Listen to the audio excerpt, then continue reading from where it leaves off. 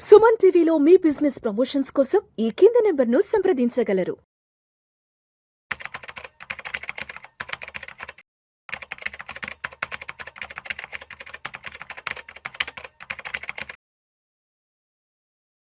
నమస్తే, welcome to Suman TV. Present మనతో పాటు ఉన్నారు AMFI registered mutual fund distributor Wealth Vegan నుండి సాయిరామ్ గారు.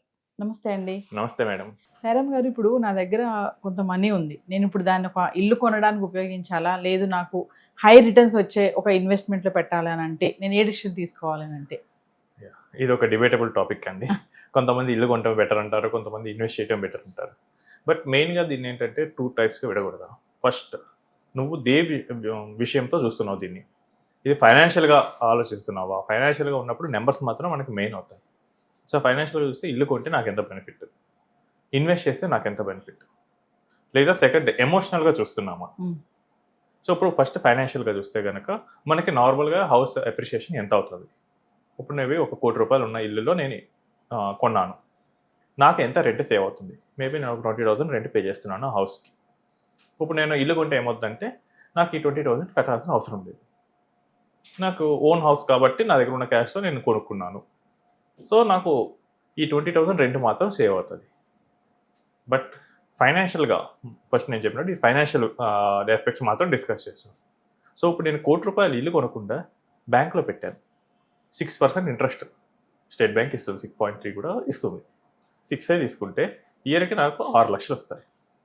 6 లక్షలు అంటే ఇప్పుడు నాకు 20,000 రెంట్. స్టిల్ నాకు ఎఫ్డీలో పెట్టుకుంటే ఇంకా ఎక్కువ వస్తుంది కదా. సెకండ్, దీన్ని ఎఫ్డీ కన్నా నేను ఇంకెక్కడైనా ఈక్విటీస్లో ఇన్వెస్ట్ చేశాను. నాకు 12% రిటర్న్ వర్కౌట్ అయింది. 12% రిటర్న్తో నేను చూసుకుంటే నాకు 12 ఇయర్స్ తర్వాత చూసుకుంటే నా ₹1,00,00,000 4 కోట్లు అవుతుంది. సో నా హౌస్ రేట్ ఎంత పెరుగుతుంది? సో హౌస్ అంతే రేట్లో పెరుగుతుందా లేదా అది మళ్ళీ చూసుకోవాల్సి వస్తుంది. హౌస్ రేట్ పెరగాలంటే ఒకే ఒకటండి. సో మన సిటీలో ఉండే యావరేజ్ శాలరీస్ అనేవి పెరగాలి. యావరేజ్ శాలరీ పెరగకుండా హౌస్ రేట్లు పెరగవు. మనం ఎంత ట్రై చేయండి, కొనేవాడు లేకపోతే అమ్మేవాడు అంత హై ప్రైజులు పెట్టుకుని ఎందుకు అమ్ముతాడు? సో కొనేవాడి దగ్గర ఫైనాన్షియల్ కేపబిలిటీస్ ఉండాలి.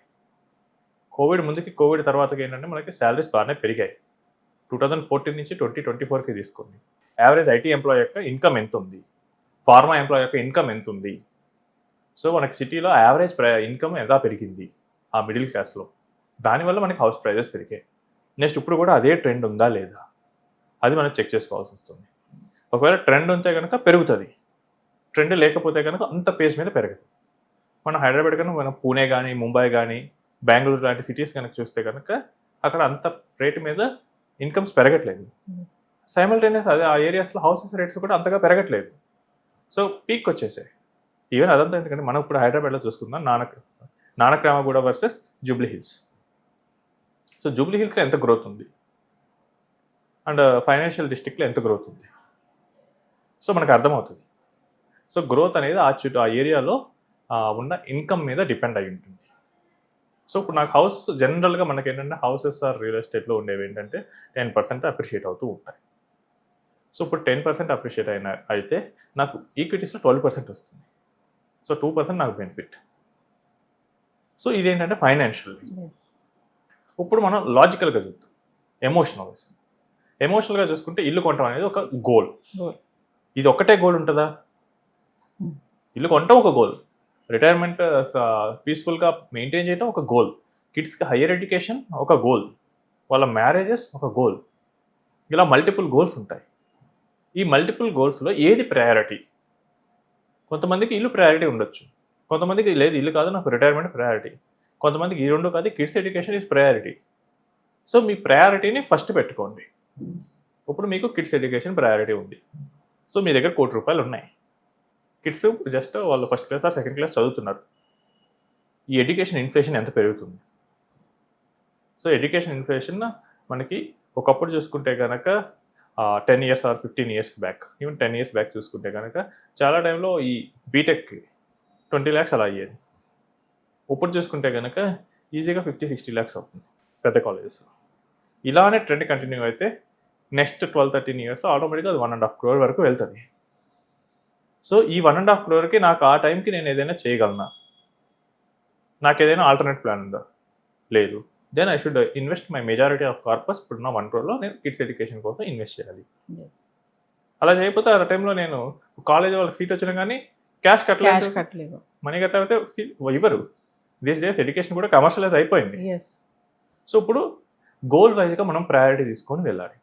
కిడ్స్ ఎడ్యుకేషన్ నాకు ఆల్రెడీ సరిపడా రిసోర్సెస్ ఉన్నాయి అనుకుంటే నెక్స్ట్ ప్రయారిటీ ఏంటి? నీ హౌస్ కొట్టడం ప్రయారిటీయా లేదా నీ రిటైర్మెంట్ ప్రయారిటీయా? సో ఒకవేళ ఏజ్ నాకు ఉంది, ఐ వాజ్ 35, సో స్టిల్ నాకు ఒక 15 years కెరియర్, 15-20 years కెరియర్ ఉంది అనుకుంటే కనుక దెన్ నా ఇన్కమ్ ఎలా గ్రో అవుతుంది? కొన్ని సెక్టార్స్లో ఇన్కమ్ బాగా గ్రో అవుతుంది, కొన్ని సెక్టార్స్లో అంత గ్రో అవ్వదు. సో మన ఏ సెక్టార్లో ఇన్కమ్ గ్రోత్ ఎంత ఉంది, సో దాంతో నేను రిటైర్మెంట్ ప్లానింగ్ అనేది చేసుకోగలనా లేదా, అది మనం చూసుకోవాలి. అంతేగాని పక్కనోడు కొన్నాడు, ఇంట్లో వాళ్ళు ఏదో అంటున్నారు, మనం ఇప్పుడు కొనాలి, సో సొంత ఇల్లు ఉంటే మనం ఏది చేసుకున్నా కానీ ఎవరు అనరు, ఇలాంటి ఎమోషనల్ వాటికి వెళ్ళకూడదు. మీ గోల్స్ని ఆర్డర్గా పెట్టుకొని ఏది ప్రయారిటీ, ఏది మనకి 1 or 2 years లేట్ అయినా పర్వాలేదు. ఇప్పుడు మీరు హౌస్ కొంటే 1 or 2 years లేట్ అయినా కానీ పెద్దగా వచ్చే నష్టం లేదు. But me kids education 1 or 2 years late అవ్వలేదు. కరెక్ట్గా వాళ్ళకి ఏజ్ వచ్చేస్తే అడ్మిషన్ జూన్ జూలైలో స్టార్ట్ అయిపోతుంది. మీరు ఆ టైం మిస్ అయ్యారంటే మళ్ళీ నెక్స్ట్ ఇయర్ అయితే లేదా చిన్న కాలేజీలో చేర్పించాల్సి వస్తుంది.